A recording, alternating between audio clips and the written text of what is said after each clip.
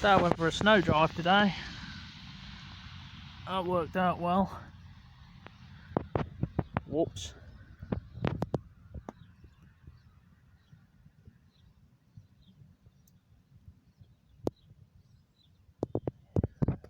Yeah. So it was a bit sketch driving there, but